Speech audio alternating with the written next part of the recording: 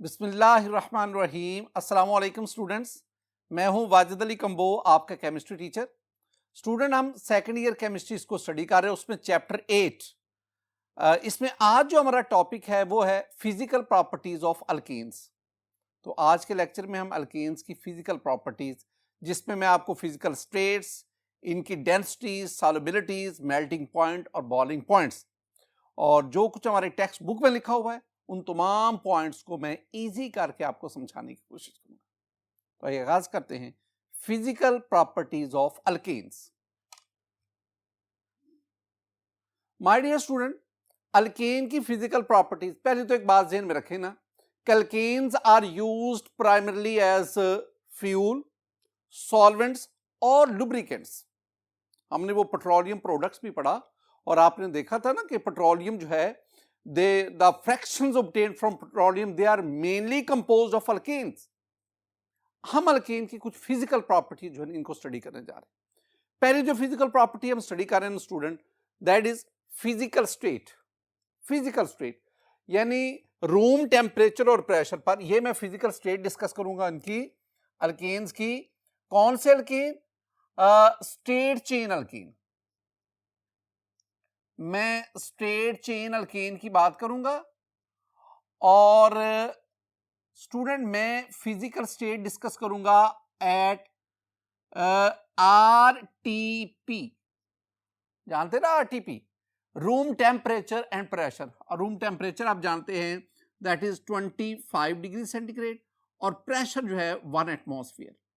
तो room temperature और pressure पर जो स्टेट चेन, जो अनब्रांच्ड अल्केन्स है, मैं उनकी फिजिकल स्टेट आपके साथ डिस्कस करता हूं।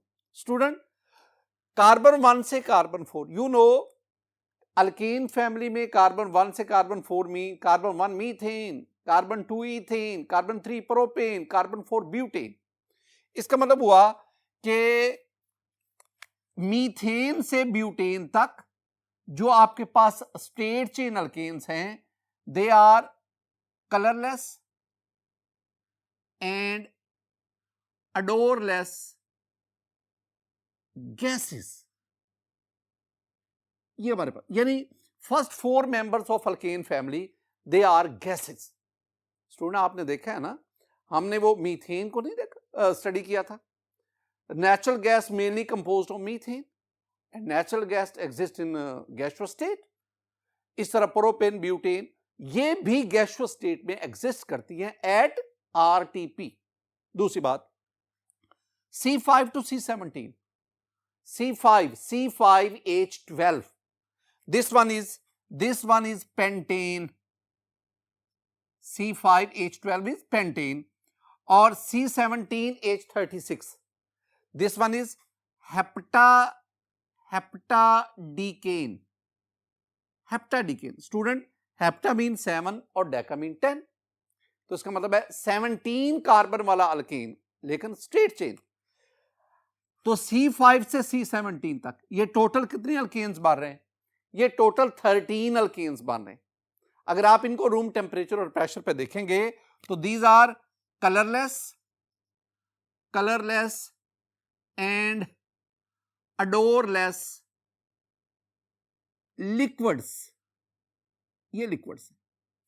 My dear student, petroleum ether हम पीछे पढ़ के आए। Petroleum ether that consist of pentane and hexane, and petroleum ether exists in liquid state। आगे बढ़े, C18 and onward, C18 octadecane,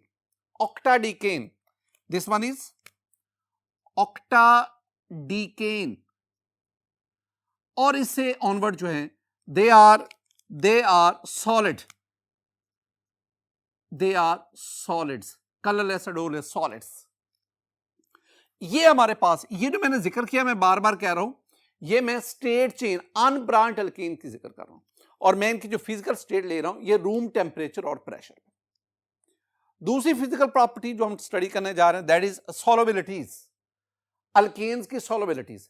इसको डिस्कस करने से पहले एक general principle of solubility student मैं बार बार आपको याद करवाता हूं, that is like dissolves like. क्या मतलब? पोलर पोलर को डिसॉल्व करता है, नॉन पोलर को डिसॉल्व करता है। अब अल्केन की तरफ आए। अल्केन्स में स्टूडेंट याद रखिएगा कि जो अल्केन्स है ना, alkanes are non polar. Non polar क्यों? क्योंकि अल्केन में कार्बन कार्बन बॉन्ड है, non polar, carbon hydrogen bond है, नॉन पोलर, तो ओवरऑल अल्केन जो है दे आर नॉन पोलर। तो नॉन पोलर होने की वजह से alkanes are dissolved in non polar या weakly polar, non polar organic solvents. अब ये मैं नॉन पोलर ऑर्गेनिक सॉल्वेंट्स कौन से, इनका जिक्र करता हूं। This one is benzene, you have toluene, you have chloroform, CHCl3, chloroform, you have CCl4, carbon tetrachloride, you have ethers. My dear student, ये जो मैंने लिखे है ना, all these are non-polar organic solvents. तो alkenes, they are soluble, they are dissolved in these non-polar organic solvents. But alkenes, they are not dissolved in water. ये water में dissolve नहीं होते। मैं कह सकता हूं कि alkanes are hydrophobic, water hating. Why? Because water is a polar solvent. तो पोलर वाटर या पोलर अदर पोलर सॉल्वेंट्स, उनमें अल्केन डिसॉल्व नहीं होते। अल्केन जो है वो नॉन पोलर ऑर्गेनिक सॉल्वेंट में डिसॉल्व होते हैं। स्टूडेंट एक और भी ज़हन में बात रखना, जैसे जैसे अल्केन्स में कार्बन चेन की लेंथ बढ़ती है, मोलेकुलर मास बढ़ता है, वैसे वैसे इनकी सॉल्युबिलिटी कम होती है। तो मैं क्या कहूंगा, ये इंपॉर्टेंट पॉइंट है, ज़हन में रखना है। Solubility decreases with increase in molecular masses। ये बात ध्यान में रखनी है कि जैसे जैसे अल्केन फैमिली में कार्बन चेन की तादाद बढ़ती है, मोलेकुलर मैसेज ऑफ अल्केन बढ़ते हैं, वैसे वैसे उनकी सॉल्युबिलिटी कम होती है, डिक्रीज करती है।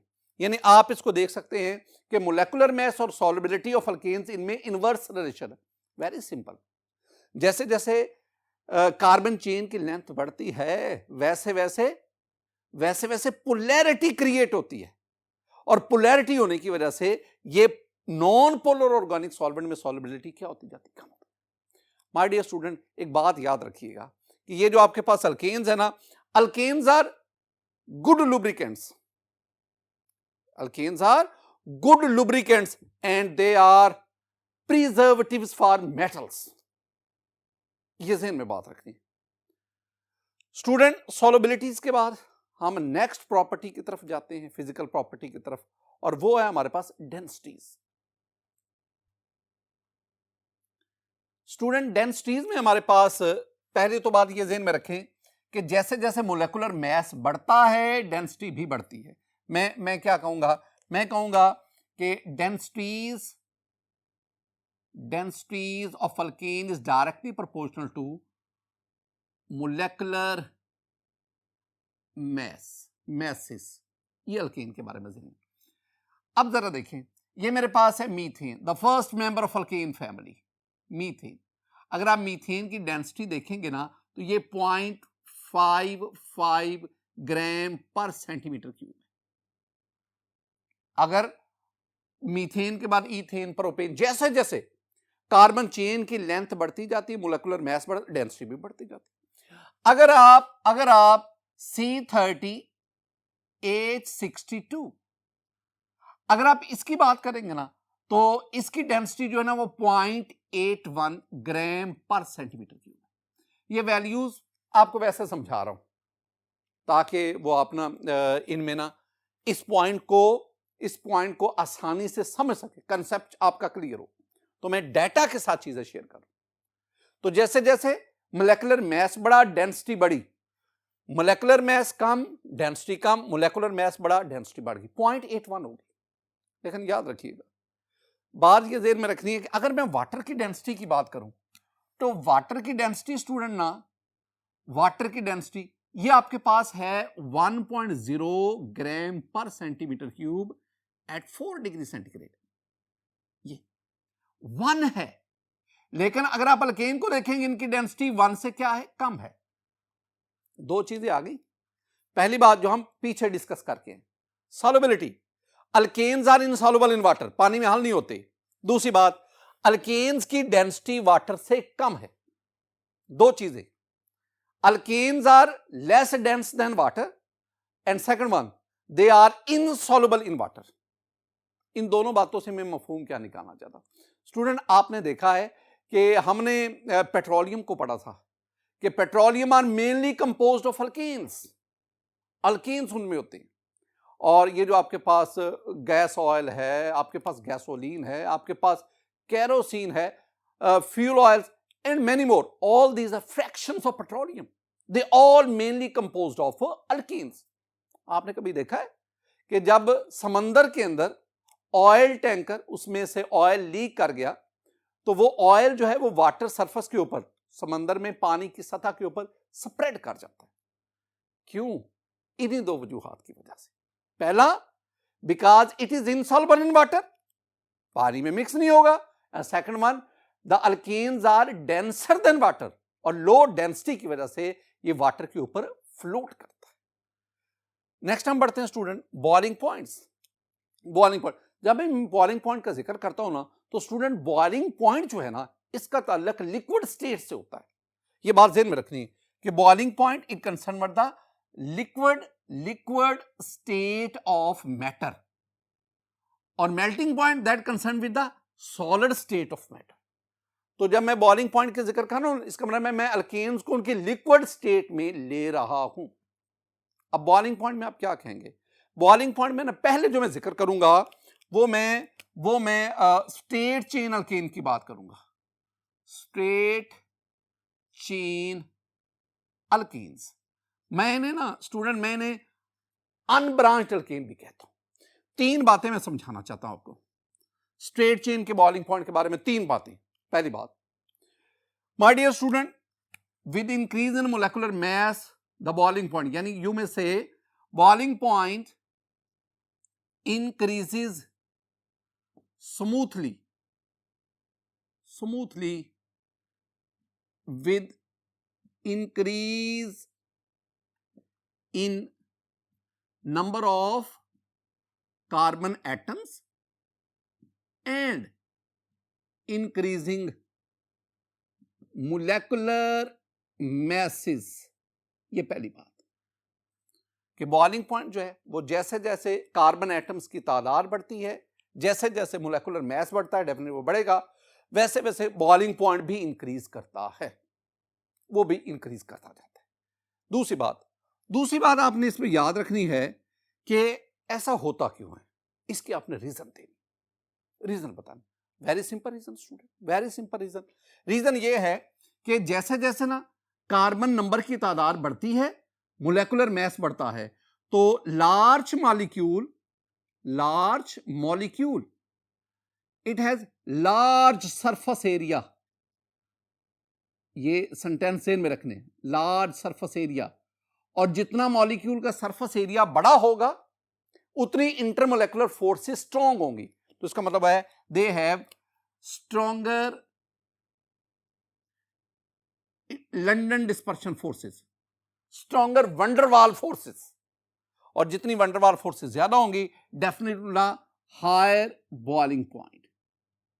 ये बात दूसरी आ गई। यानी पहला जो पॉइंट है उसकी रीजन, उसकी जस्टिफिकेशन, उसका कॉन्सेप्ट ये आ गया कि जितना मोलेकुलर साइज बढ़ेगा उतना सरफेस एरिया बढ़ेगा, और जितना मोलेकुलर सरफेस एरिया ज्यादा होगा उतनी इंटरमोलेकुलर फोर्सेस ऑफ अट्रैक्शन ज्यादा होंगी।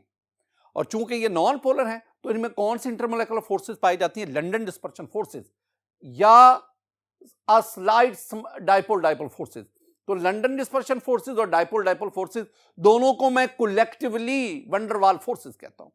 तो जितना सरफेस एरिया ज्यादा होगा उतनी वंडरवाल फोर्स स्ट्रांग होगी, और वंडरवाल फोर्स स्ट्रांग का मतलब है कि उतना बॉइलिंग पॉइंट ज्यादा होगा। एक और भी पॉइंट जरा ज़हन में बिठाना, माय डियर स्टूडेंट, मेरे पास ये एक टेबल है। इस टेबल में आप देखेंगे methane, ethane, propane, butane, pentane, hexane, heptane, all these are alkenes. This one is a homologous series, और किसी भी दो कंसेक्टिव मेंबर के दरमियान जो डिफरेंस है वो CH2 का है, CH2। अब मैं क्या करता हूं माय डियर स्टूडेंट, मैं आपके सामने ये ग्राफ प्लॉट करता हूं। इस ग्राफ में अल्केन्स, उनमें कार्बन नंबर को एक्स एक्सिस पे ले रहे हैं और उनके बॉइलिंग पॉइंट्स को हम वाई एक्सिस पे ले रहे हैं। मेरे पास ये एक कर्व आती है, कर्व। ये कर्व क्या शो कर रही है? ये शो कर रही है कि जैसे जैसे कार्बन नंबर अल्केन्स में बढ़ते हैं, आई मीन जैसे जैसे मोलेकुलर साइज बढ़ता है वैसे वैसे बॉइलिंग पॉइंट बढ़ता है। अच्छा, कर्व क्यों है? Very important. कर्व क्यों आई? Very simple.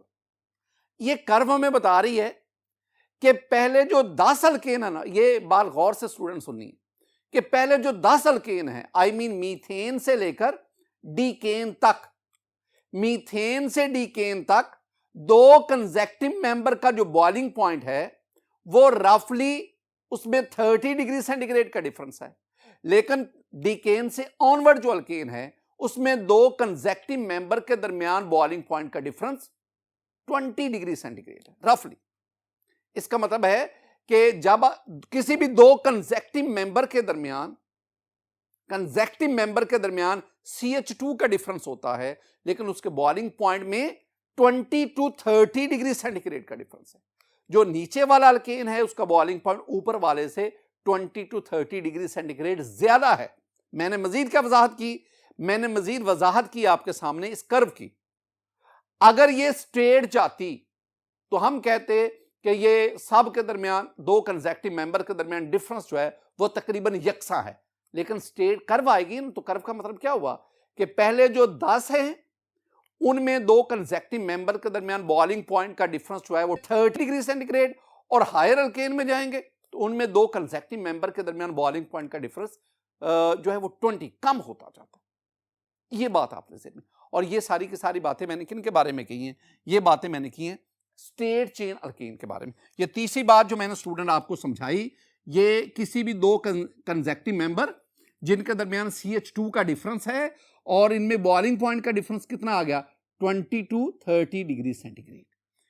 अब स्ट्रेट चेन के बाद अब आप स्टूडेंट चले जाओ branch chain alkane. Now you have the branched chain alkanes.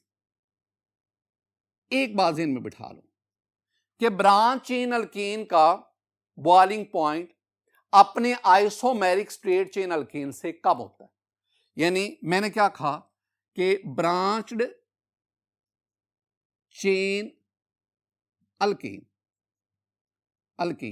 इनका मैं बॉइलिंग पॉइंट की बात कर रहा हूं, इनका बॉइलिंग पॉइंट कम होता है as compare to their isomeric straight chain alkane. ये पहली बात आपके ज़हन में बैठे। मैं दो तरह से आपको समझाता हूं। मैं वही ग्राफ लेता हूं जिसमें मैंने स्ट्रेट चेन अल्केन इसको डील किया था।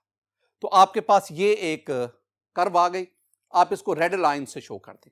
स्टूडेंट, इन्हीं स्ट्रेट चेन अल्केन के जब मैं आइसोमेरिक लेता हूं, आइसोमेरिक अल्केन्स लेता हूं, तो अगर मैं उनका ग्राफ प्लॉट करूं बॉइलिंग पॉइंट वाला, तो मेरे पास ये एक ब्लू लाइन आ गई, और ये ब्लू लाइन उस रेड लाइन से नीचे है।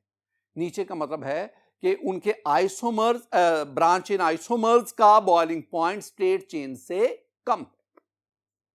दूसरी मेरी एग्जांपल देखिए, मैंने आपको ना हेक्सेन के आइसोमर पढ़ाए थे। मैंने आपसे कहा था कि hexane C6H14 it has 5 isomers.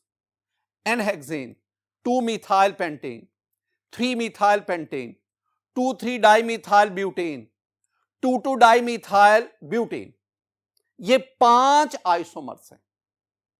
Student, आप इनका बॉइलिंग पॉइंट देखें। आपके पास जो N-हेक्सेन है, it's boiling point is 68.7 degree centigrade, 68.7 degree centigrade. इसके बाद आपके पास देखेंगे तो बॉइलिंग पॉइंट जो 2 मिथाइल पेंटेन आ गए, इसका बॉइलिंग पॉइंट कम हो गया रफली ये 60.3 डिग्री सेंटीग्रेड। उसके बाद 2 मिथाइल ये 3 मिथाइल पेंटेन, इसका बॉइलिंग पॉइंट कदरे बढ़ गया 63 पे चला गया। उसके बाद डबल ब्रांचिंग आ गई, 2,3 डाई मिथाइल ब्यूटेन, 2 ब्रांचिंग आ गई, नंबर ऑफ ब्रांचेस बढ़ गई, बॉइलिंग पॉइंट कम हो गया 58 डिग्री सेंटीग्रेड हो गया। और अगर आपके पास सिंगल एटम पर डबल ब्रांचिंग हो जाए, यानी न्यू जैसे हमने कहा था neo, this one is neo hexane, double branching आ गई और इसका बॉइलिंग पॉइंट और कम होकर 50 डिग्री सेंटीग्रेड है। मतलब क्या हुआ, जैसे जैसे नंबर ऑफ ब्रांचिंग बढ़ती हैं वैसे वैसे बॉइलिंग पॉइंट कम होता है। रीजन बतानी, एक लफ्ज है जो आपसे मिलता है। माय डियर स्टूडेंट, जैसे जैसे ब्रांचिंग बढ़ती है ना, तो जो स्ट्रक्चर है वो ज्यादा कॉम्पैक्ट होता जाता है, मोर compact structure, less surface area and it decreases the strength of intermolecular forces. 3 बातें यकजा करो। मैंने क्या कहा, मैंने कहा कि ब्रांचिंग की वजह से स्ट्रक्चर बिकम मोर कॉम्पैक्ट, ज्यादा कॉम्पैक्ट हो गया, और लेस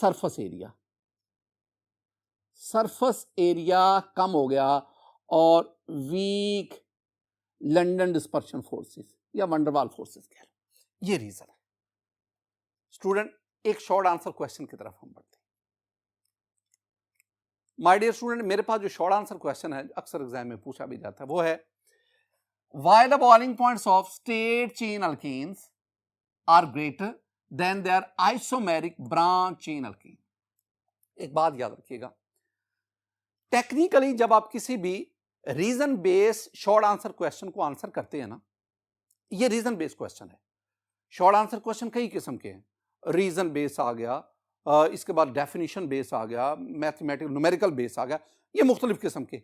ये कोई लेक्चर इंशाल्लाह नेक्स्ट किसी लेक्चर में मैं आपको शॉर्ट आंसर क्वेश्चन इसकी टाइप्स बताऊंगा कि कितनी टाइप्स के होते हैं, और फिर जब आपने इसको आंसर देना है तो फिर आप आंसर किन बातों को मद्देनजर रखकर देंगे।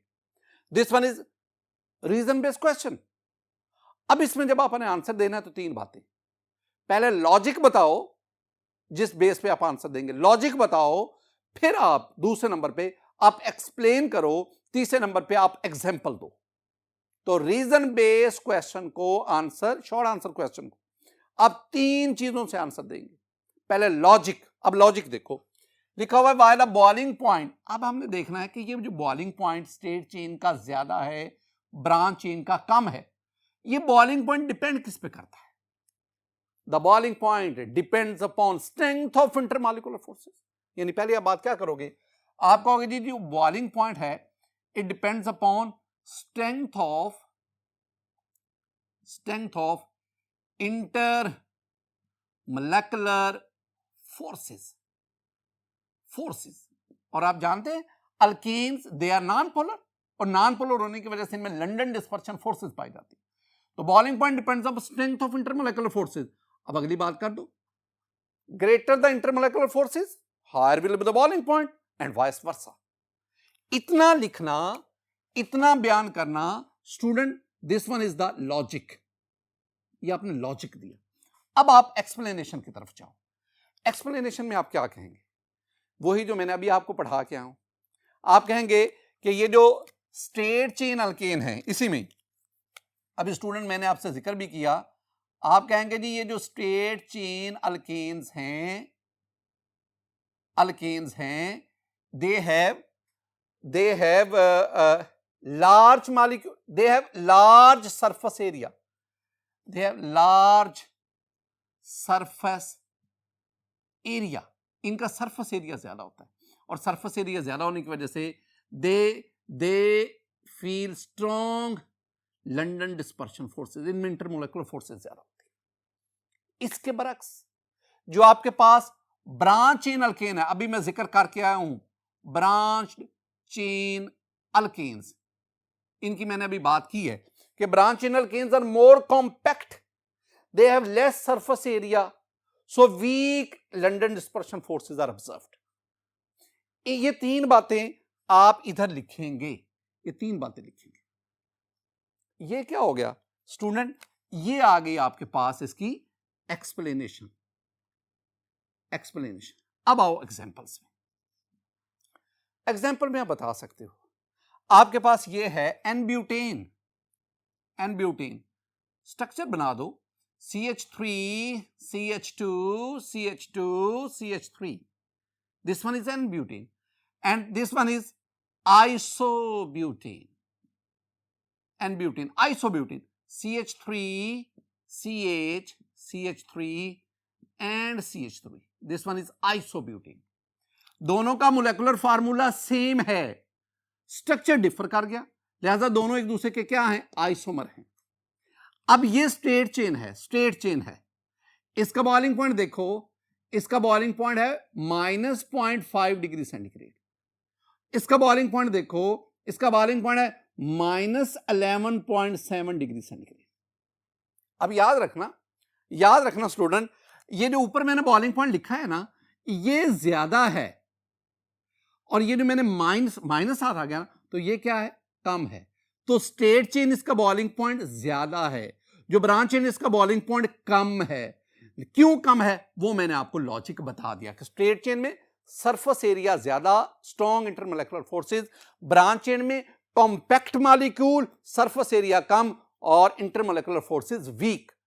और जब इंटरमोलेकुलर फोर्सेस वीक होंगी तो डेफिनेटली बॉइलिंग पॉइंट भी कम होगा।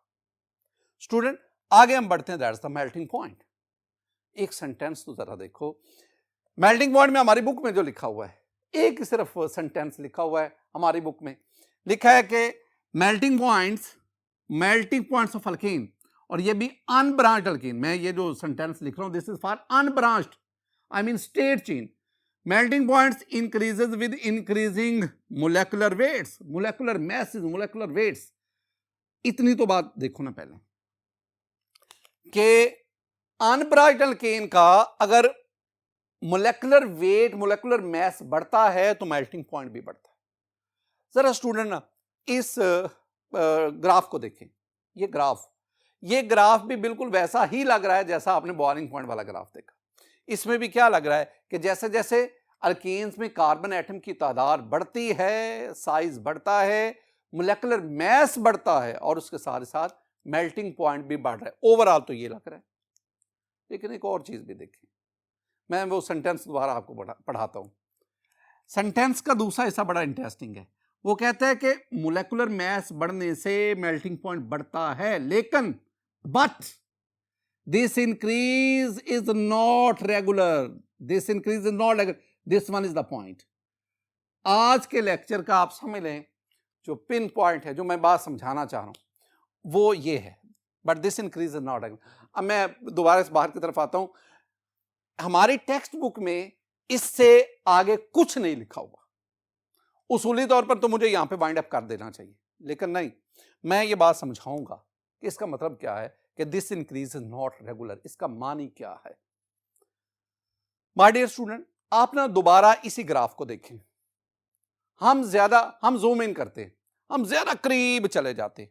जब हम इसके बिल्कुल कर्व के करीब जाते हैं ना स्टूडेंट, तो this one is it looks a sawtooth shaped graph। जरा गौर से, sawtooth shaped graph वो कैसे, जरा गौर से देखो। इसमें ना मैंने ये दो लाइनें लगा दी, एक वो ऊपर लाइन लगा दी है, एक ये नीचे लाइन लगा दी है। जो ऊपर वाली लाइन है ना, वो उन अल्केन का मेल्टिंग पॉइंट है जो इवन नंबर कार्बन रखते हैं, जिनमें 2, 4, 6 इवन नंबर कार्बन है। और नीचे वाले जो है ये उन कार्बन का, उन अल्केन का मेल्टिंग पॉइंट है जो ऑड नंबर कार्बन 1, 3, 5, 7 वो रखते हैं। इसका मतलब क्या हुआ, बज़ाहिर लग रहा है कि हकीकत भी है कि ये जो इवन नंबर कार्बन है, इवन नंबर कार्बन वाले अल्केन का मेल्टिंग पॉइंट ज्यादा है, और जो ऑड नंबर कार्बन रखने वाले अल्केन उनका मेल्टिंग पॉइंट क्या है, कम है। दिस वन इज द इर्रेगुलरिटी, ये इर्रेगुलरिटी। मजीद तो जरा गौर से देखो, एक और भी चीज हम देखते हैं। अच्छा, पहले आप इस बात को जरा ज़हन में बिठा दें कि ऐसा होता क्यों। इसका आंसर वेरी सिंपल। जो आपके पास इवन नंबर कार्बन वाले अल्केन्स है ना, they have more close packing in the crystalline state, और जो इवन नंबर ऑड वाले हैं उनमें क्रिस्टलाइन सॉलिड में सॉलिड स्टेट में कॉम्पैक्ट पैकिंग नहीं होती। ठीक है, ये बुनियादी इसका आंसर है। अब एक और भी चीज, आप ना इसी ये जो मैंने कहा आपसे कि साटूथ ग्राफ जो है, साटूथ शेप ग्राफ जो है, इसका ये जो लोअर एंड इसकी तरफ आए, जरा इसको देखें। इसमें स्टूडेंट आपके पास ना इथेन है C2H6 इवन नंबर कार्बन वाला, it's melting point is -183 degree centigrade, -183। और इसके बाद आपके पास ऑड वाला प्रोपेन आ गया, वो उसका मेल्टिंग पॉइंट -188, यानी इवन वाले का इथेन का कम ज्यादा है और प्रोपेन का कम हो गया। हालांकि कार्बन नंबर बढ़ गए, कार्बन नंबर बढ़ने से तो ज्यादा होना चाहिए, लेकिन ऐसा नहीं हुआ। इसका मतलब क्या हुआ कि जो इवन वाला है उसका मेल्टिंग पॉइंट ज्यादा है, जो ऑड वाला है उसका मेल्टिंग पॉइंट कम है। एक और चीज, आगे आप बढ़े, इसके बाद ये आपके पास ब्यूटेन आ गया, इस melting point is -138 degree centigrade. ये आपके पास पेंटेन आ गया, ब्यूटेन के बाद पेंटेन आ गया, इस मेल्टिंग पॉइंट इज -130।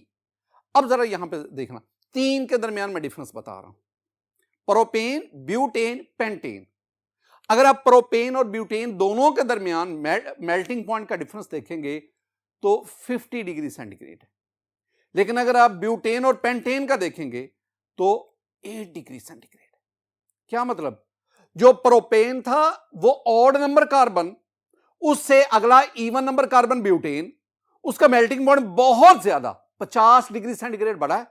लेकिन उसके बाद पेंटेन आ गया, अब पेंटेन में कार्बन और बढ़ गया, अब इसका मेल्टिंग पॉइंट 50 डिग्री सेंटीग्रेड नहीं बढ़ा, बड़ा है लेकिन बहुत कम, 8 डिग्री सेंटीग्रेड। उसके बाद आप हेक्सेन पे चले जाओ स्टूडेंट, अगर आप हेक्सेन का देखेंगे it's melting point is -95 degree centigrade. अब ये उससे और ज्यादा है।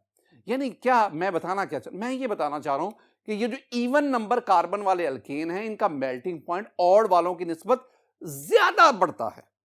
और वजह क्या है, that is better packing in the crystalline solid, उसकी वजह। एक और चीज बड़ी interesting student, very very interesting point, जरा गौर से देखना। मैं एक बात करता हूं, मैं ब्रांच्ड चेन अल्केन की बात करता हूं। मैं ब्रांच चेन अल्केन के बॉइलिंग पॉइंट और मेल्टिंग पॉइंट का जिक्र करने जा रहा हूं, जरा गौर से देखना। यहां पे कंफ्यूजन है, उसको जरा गौर से। मैंने आपको कहा कि ब्रांच चेन अल्केन जैसे जैसे नंबर ऑफ ब्रांचेस बढ़ती हैं बॉइलिंग पॉइंट कम होता है, लेकिन जैसे जैसे नंबर ऑफ ब्रांचिंग बढ़ती हैं मेल्टिंग पॉइंट बढ़ता है। बिल्कुल उलट है। ये आपके पास ना माय डियर स्टूडेंट, मैं हेक्सेन की बात कर रहा हूं, ये हेक्सेन के 3 आइसोमर्स हैं। एक आपके पास ये आ गया जी ये 2 मिथाइल है, फिर आपके पास ये 2 डाइमिथाइल, और फिर आपके पास ये न्यू फॉर्म आ गई। आप इनका बॉइलिंग पॉइंट देखें, बॉइलिंग पॉइंट जैसे नंबर ऑफ ब्रांचिंग बढ़ती है बॉइलिंग पॉइंट कम हो रहा है, लेकिन अगर आप मेल्टिंग पॉइंट को तो देखें, जैसे जैसे नंबर ऑफ ब्रांचेस बढ़ती हैं मेल्टिंग पॉइंट भी बढ़ता है। इस बात को ज़हन में रखना है। ऐसी जो बातें हैं ना, ये एंटी टेस्ट वगैरह के लिए बहुत मददगार साबित होती है। माय डियर स्टूडेंट, आज के इस लेक्चर में हमने फिजिकल प्रॉपर्टीज ऑफ अल्केन्स को पढ़ा, और मैंने टेक्स्ट बुक के साथ साथ कुछ ग्राफ की मदद से, कुछ एग्जाम्पल की मदद से इन पॉइंट्स को क्लियर करने की कोशिश की। माय डियर स्टूडेंट, मेरी दुआ है कि अल्लाह ताला आप पर अपना फजल फरमाए, अल्लाह ताला आप पर अपना करम फरमाए। अस्सलामु अलैकुम व रहमतुल्लाह।